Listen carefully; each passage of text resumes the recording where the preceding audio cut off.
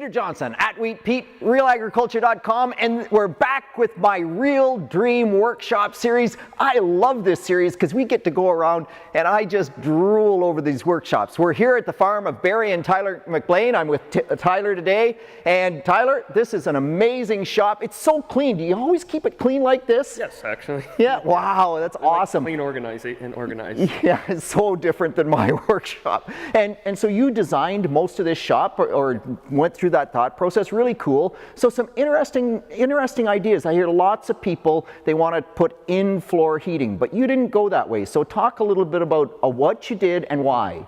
We went with the tube radiant heating, partially because we do a lot of harvesting in cold conditions, frost, and bring a combine in at night. They seem to heat objects better than in-floor heat. So if that combine's frozen up, it seems to melt the ice a lot faster versus in-floor heat. Takes a long time to recover when you open the doors and it cools off the shop, from just my research and my experience of other friends' shops. So we went with that route, and it works very well for us to heat this building. It's $650 a year it's costing us, and with them they've treated us very well that way. Yeah, so $650 is nothing in terms of, so you must have done something in terms of insulation to make that system work better, right? So we took the extra money that instead of putting in-floor heat and used it on insulation. So we put extra insulation in the ceiling, underneath the floors, and the walls. Ceilings are 50, the walls would be are 24.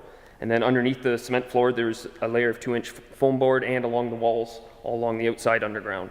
Oh, so on the cement out on the ground as well. So yes. So we really tried to keep the heat in, and yep, cool. So so just a maybe like creature comfort. They always talk about in-floor heating if I'm working and it's hotter up there, but you're not finding that to be a big issue. The radiant heat's working well. We have never had an issue with. There's two tubes here, and we actually reversed them, so you don't have cold spots. If they both had the heaters on the same end, the far end of the shop would always be cold, so they're both reversed, so to get even heat throughout the whole building. Yeah, very, very cool. So that's just fun stuff, right? So just a different thought process. I always thought in-floor heating was the cat's meow, but maybe there's some other thought processes that you can work with.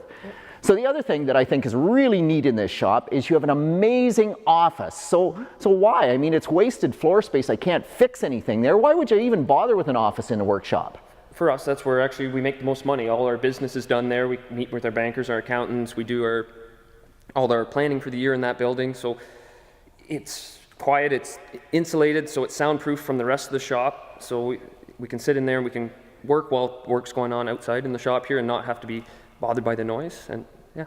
Okay, so you actually went to the effort of insulating it and heating it separately, and so it really is a totally separate little I don't know, alcove, if you will. Yep. That's because lots of shops I go in and I'm trying to talk to you and the guys are working on something over there and I can't hear anything. Yep. So that's really interesting, and I suppose a little bit more professional when the banker comes to meet you as well. Correct, yes, that's right. He doesn't have to sit at my desk outside in the shop in the dust. Yeah, right on. So interesting. Yeah, cool. So what about electricity? You've talked a little bit about drop downs and wall outlets. Where are you at on that? Yeah, when we designed it, we wanted as many outlets as we possibly could. We don't like tripping over extension cords, so we put outlets in the ceiling for drop down cords. In both corners, and again, as many outlets as we could along the walls. Wish we put more now, looking back, but. So wish you put more, so you can never have enough? Never have enough. Outlets are cheap, and they said tripping over extension cords is not fun, or trying to find a place to plug in something. And yeah, wow, so that's just something to kind of think that we always think we put lots in, and then at the end of the day should have half again as many, if you will, right? Yes. Yeah. So this is not a really big shop in terms of big shops that I've been to, but you've got Partition Wall in. Tell me a little bit about what you've done there, because I think that's cool. So with the Partition Wall, we put a door in there that we can drive small equipment through. If we want to bring our 40-foot header in here and put it on the combine, we can drive right through there with it and pick it up inside here, as our door isn't big enough to drive through with a 40-foot on. Made sure we put a man door in that partition so you don't have to walk all the way around the whole building to get into the back end. Yeah, I suppose that'd be a bit of a pain, right? We got this nice door to pull through with the tractor, but I got to go outside around to open it up. We got that recommendation from a friend who forgot to put the door in there. Yeah, so that man door is important even, but that's kind of interesting in that Partition Wall. So that lets you drive. You can't drive the combine through it, obviously, but smaller stuff.